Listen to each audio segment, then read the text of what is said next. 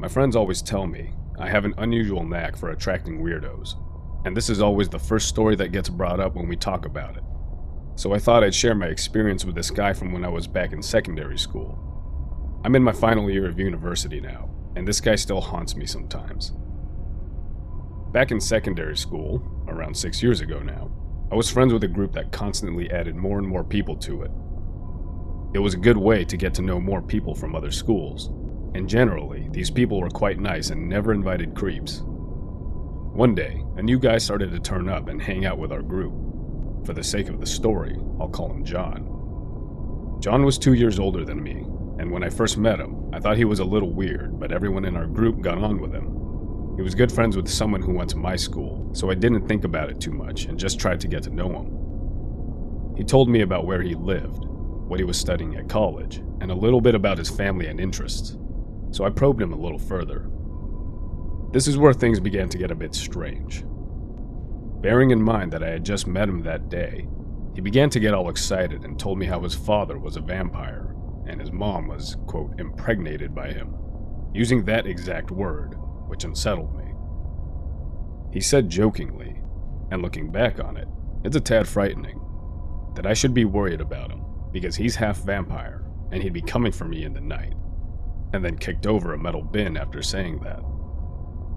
Safe to say I thought he was a downright weirdo, but I didn't go out of my way to be mean to him or ignore him. He seemed nice enough and friendly, and he never presented himself as anything but an ordinary guy. My best friend Maisie was flirtatious in her personality, and John took to her really quick after he met her. We used to go on walks, and if we found interesting, abandoned places, we'd play manhunt or something. And every time we did this, he would actively try to find Maisie instead of anyone else. She hated this because she was already dating someone and knew that he was trying to get her attention, and so she flat out told him that she wasn't interested in him. So eventually, he stopped talking to her. I guess out of pity, I began to be kinder to him. I saw that the tides were turning in our friendship group and people were beginning to talk badly of him because Maisie was very popular and well liked in the group. Even though she hadn't told anyone to act differently, the fact that he'd unnerved and upset her set people against him. So actively, I tried to be nicer to him. I knew what it felt like to be outcasted, and I didn't want him to feel left out. This was something I would come to regret. We began talking most nights, and we would video chat every other night because he said he was feeling lonely, or he just wanted to see my, quote, cute little face. I never thought too much of his comments because I thought they were just compliments. At the time, I never really thought too much on the things guys said about me, or to me, as I was busy studying for my GCSEs, and those were constantly on my mind. He would offer to help me study even though he knew nothing on the things I was studying. I thought it was sweet, but I always studied better alone, so I'd always say no. He would insist, but I'd again say no. Soon things escalated, and he started turning up outside my school to try and see me. When I would get upset, he'd pass it off as he was actually there to see someone else, but he'd always open with he was there for me.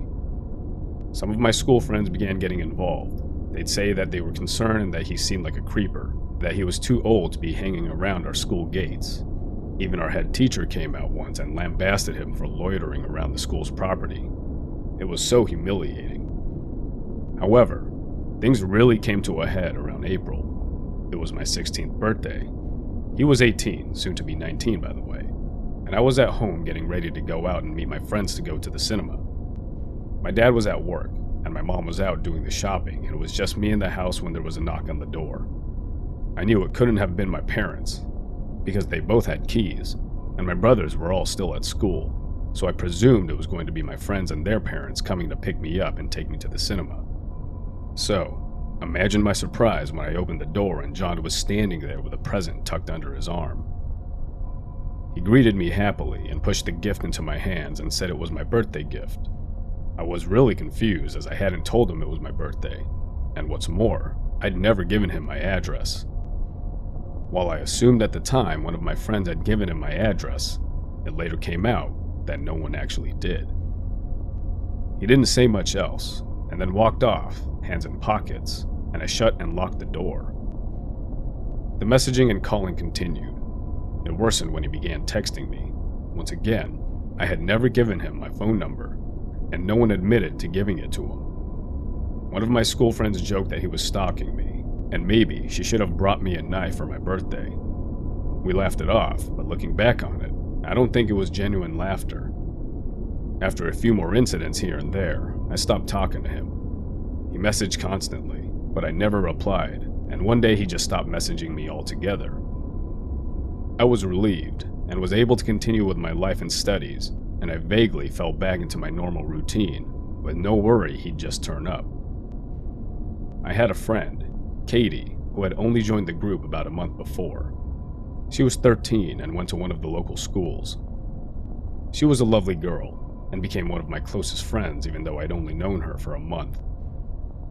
One day she confided with me that John had now begun harassing her, that he messaged her constantly, surprised her with unannounced visits to her house in the early morning. She had never given him her address either. And she confided in me that he had tried to assault her in his house after giving her alcohol. I was horrified and felt my blood run cold, but like me, she grew up in a very strict household, and her mom was a strict Orthodox Christian, and she feared her mom wouldn't believe her, so we kept it to ourselves. Katie had a boyfriend but couldn't even tell him, fearing that he was going to try and hurt John or do something that would get himself in trouble, so I never told anyone. All in all, it was a tough situation. John hated that she was with someone else, and though he turned his affections away from me, I still felt involved and tried hard to keep Katie away from him. One night in about October, our group decided to go camping. At this point, there was a consensus to not invite John to do anything we did, and he had slowly dissolved from our friend group. We were camping a few towns out from ours in a field next to a Boy Scouts club, so we felt safe enough. It was a really cold night, and we didn't have enough blankets, so me, Katie, and another 2 people shared a tent and huddled together to keep warm when we went to bed. At about 4 a.m., I woke up to go to the toilet. I could hear rustling outside, and presumed it to be a fox or the wind, and headed out to brave the gross weather. I sat down in the bushes to pee when I heard the unmistakable break of a branch, and looked over to where I heard the noise from. It was John. He saw me, and I saw him, and I literally couldn't believe he was there. He looked like a serial killer, half shrouded in the bushes, and his eyes gleaming in the moonlight. After about 5 seconds of staring, he just walked in the other direction into the tree line. I stumbled back to the tent in shock and didn't breathe until the tent was fully zipped up again. I cried quietly for an hour before I fell asleep again. The next morning, I asked if anyone had invited him, or if he even knew where we were. It was a closed group chat, and none of us told anyone else where we were going, meaning he had to have followed us from the train station to this area. Who knows how long he was there? People thought I was dreaming, but I wasn't. It was him as clear as day, and I will never ever forget the bored and plain look on his face as he turned and walked away, as if I never even saw him. After this incident, he never messaged any of us again, and I never even saw him again. He was like a ghost who existed in my life for 9 to 10 months. We spoke about him, and the fact that he was so weird, but we never ever invited him to hang out again. Some of my friends at the time didn't even believe that any of this happened. Even though Katie and I don't talk much anymore, it's still something that she doesn't like mentioning to this day. Even just his name being mentioned upsets her. I don't even know what happened to him, but I called John my casual stalker because his stalking of me wasn't nearly as severe as Katie's, and she told me he'd just walk and follow behind her sometimes after the camping incident. But I never saw him again. So, to my casual stalker, let's not meet again.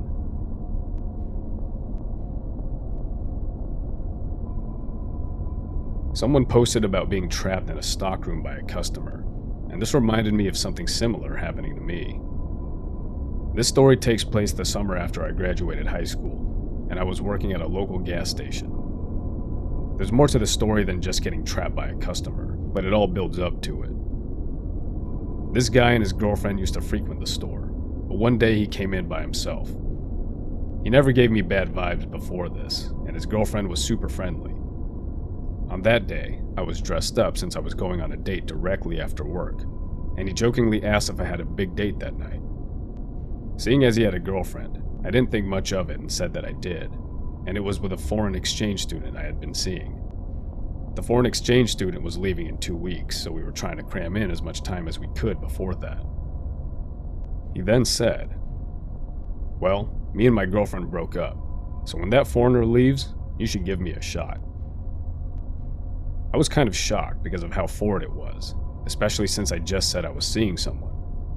I politely told him, again, I was already seeing someone, but thanks anyway.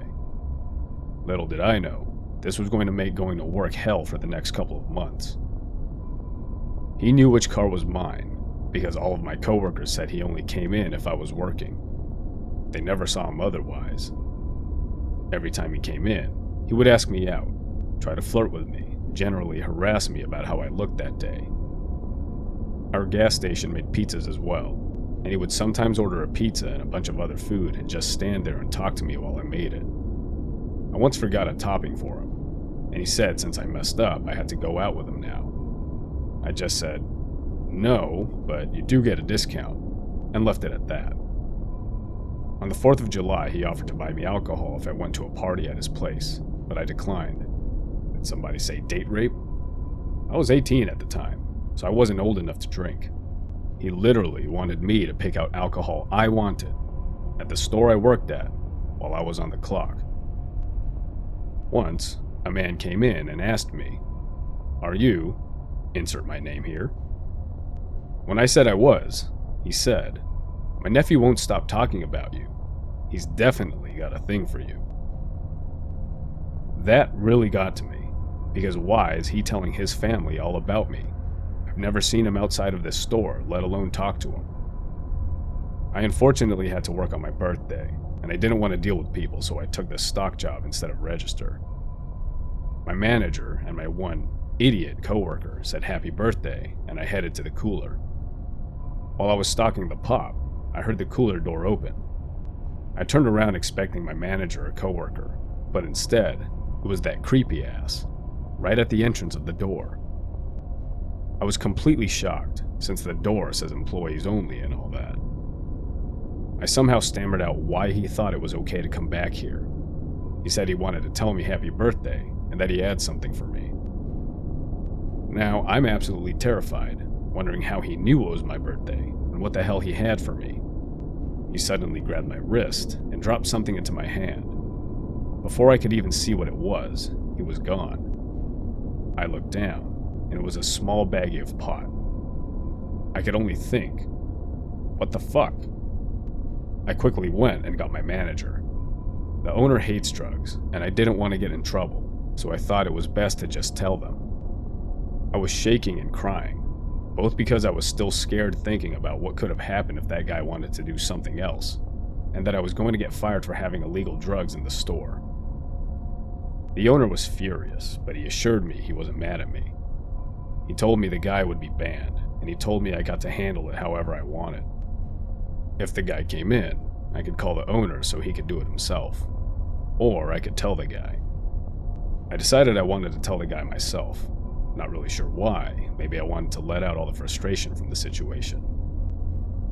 The next time he came in, I told him off. I told him that creeping on me for months was inappropriate, especially since I was at work and couldn't be rude about it. I told him that it was never going to happen. He was an absolute creep, and he made me feel very uncomfortable. And finally, I told him that he was a fucking nutcase for coming into my store, seeking me out in an employees-only section, basically trapping me somewhere where I couldn't run, and giving me illegal drugs that could cost me my job and get me in legal trouble. I told him to get the fuck out and never come back. I know this last part sounds very fake, but it really did happen, and it felt really good to be able to get that all out while I was at work. Not many girls get the opportunity to tell off their creepers, especially while at work, and I was basically given permission to. Anyway, dirty creep, let's not meet again.